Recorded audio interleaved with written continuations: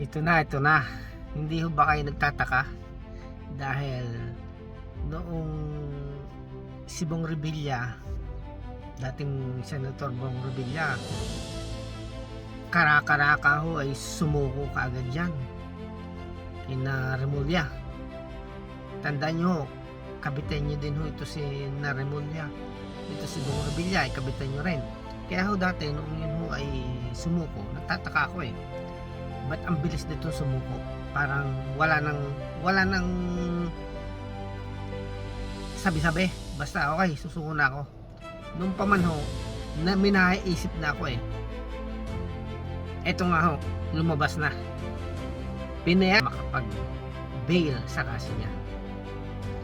Ito ho talaga ang mahirap sa Pilipinas Usually ho, yung mga politician, powerful yan. Kaya gusto din nila na ma-maintain yung posisyon nila sa government. Kasi nadiyan ang power. Hindi nyo ba naisip na baka ito si Remulla at saka ito si Bong Revilla magkumpare na before na sumuko ito ay nag-usap na itong dalawa na pare, kailangan natin magpabango sa gobyerno, kailangan natin magpabango sa mga tao.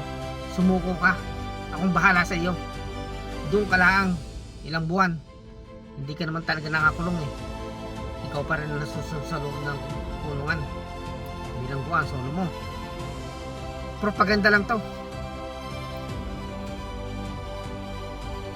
akong bahala sa iyo.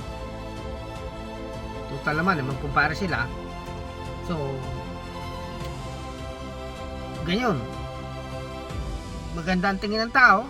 Akala nila gaganda ang tingin ng tao dahil pinakulong nila sa Bong Revilla, kahit na isa lang tong palabas na para maniwala mga tao, pero hindi naman to binili ng mga tao. Ngayon, ito na, lumabas na nga, makapag-bail siya, pinayagan siya ng Korte Suprema. Ito na, di tama yung plano nila. Makakalabas ka rin dahil sa sumuko ka, makakalabas ka. Yung paglabas mo, wala ka ng kaso. I mean, may kaso ka pa rin, pero hanggang doon na lang yun. Kasi nakapag-bail ka na, hanggang sa tumanda na siya, mamatay na siya, hindi pa na-resolve yung kasong yan. Ngayon, nakapagtaka ko kauna-unahang sumuko.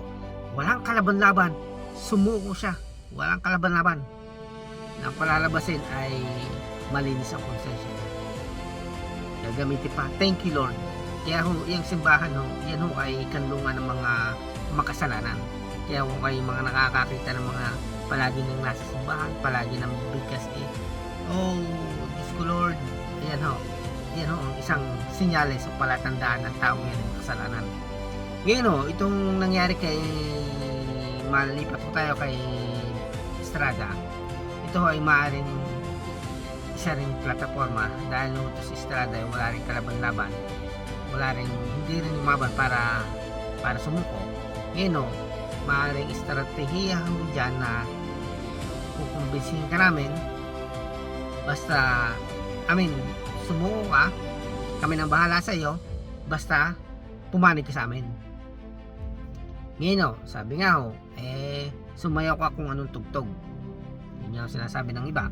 Ngayon, maaring ganito rin ang mangyari dyan, na si Estrada ay sumuko na nga nang walang kalaban-laban, hindi nagtagaw, hindi nagano. Ngayon, in a few months, lalabas din yan. At mantakan nyo paglabas niyan, iba ang panig na yan. Hindi na siya panig kay kung pinapanigan niya ngayon. Maaari din man mangyari dahil sa nakakatanong siya na malamang si Sara Duterte sa 2028, maaaring okay, mag-insist na siya na kay Sara siya, titiisin na niya ang ilang years, kasi pagka si Sara nang umupo ay lalaya na siya, mabango pa siya sa taong bayan. Ganyan lang ang politician sumasayo lang siya sa kung anong tugtog. Kaya mantakan nyo, yung dating oposisyon ngayon ay nasa posisyon na, kakampi na ng kung sinong nakupo ngayon. At darating ang araw, kung sino yung nakaupo ay doon naman sila. Yan lang ho ang takbo ng politiko sa atin. Hindi ho importante kung ano talaga yung batas.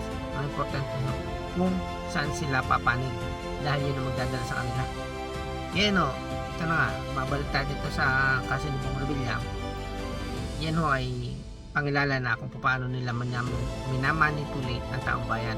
Yan o, maraming taong bayan na tatanga-tanga naman na ito, sa susunod doon na halalan, mananalo ho yan dahil maraming taong tanga.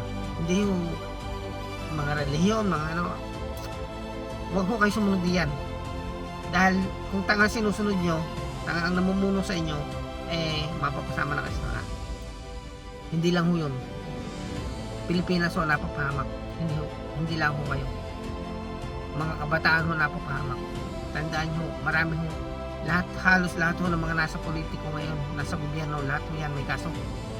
Lahat ho yan may mga anomaly ng pagnanakaw. Kaya ho, tanggalin nyo na ho lahat yan, palitan nyo na ho lahat. Salamat ho.